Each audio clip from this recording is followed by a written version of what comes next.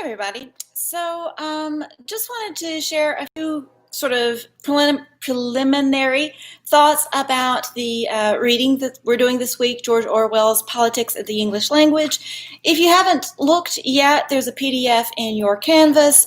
It's also pretty widely available online. Google it. And if you get completely confused and you can't figure out where to find the essay, send me a message and I will try to help you out. I wanted to kind of start with a couple of broad general questions, right?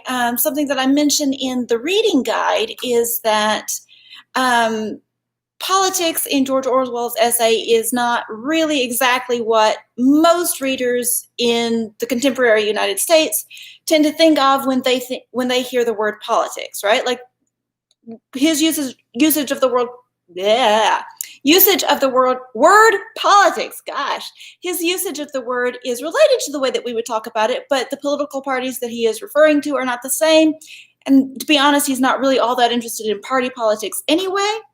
He's interested in politics in the sort of broader scale, like the old meaning of the polis, right? Like political, like public life. And he's interested in political punditry and the way that we use language in political discourse in a sort of broad, general way, not so much with like promoting one party platform over another, but the way that individual politicians speak and the way that a lot of us speak and are habituated to write when it comes to issues of public policy.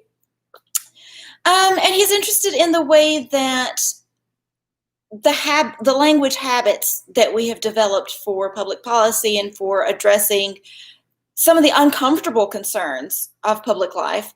He's interested in the way that our slipperiness and our slippage and sometimes our prefabricated sentences and our unexamined habits of thought lead to a lack of clarity, but also a sort of deceptiveness, not just toward our readers, but toward ourselves, right? And so he has a wonderful line in his essay that, lazy writing, the sort of using expected and familiar turns of phrase, has the effect of leaving one's meaning unclear, not only for one's reader, but also for oneself. And so that's kind of where I want us to pick up today. I want to ask you a couple of questions for you to follow up in discussion posts. So the first one is, what does George Orwell mean when he says politics, right? Like, how would you define politics? We just did a definition essay. How would you define politics as the word is used in this particular piece of writing?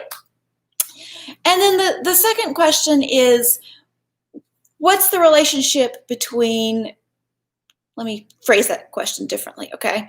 The second question is, why would political speech or writing be particularly susceptible to the kinds of slipperiness and imprecision that George Orwell is critiquing here?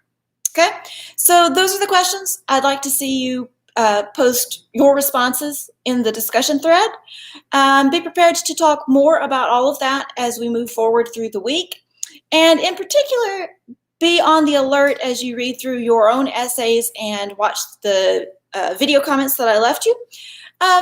Be on the lookout for those expected turns of phrases, those habitual expressions, the cliches, the tired metaphors, and the sort of unexamined thought patterns that show up in all of our writing from time to time, okay?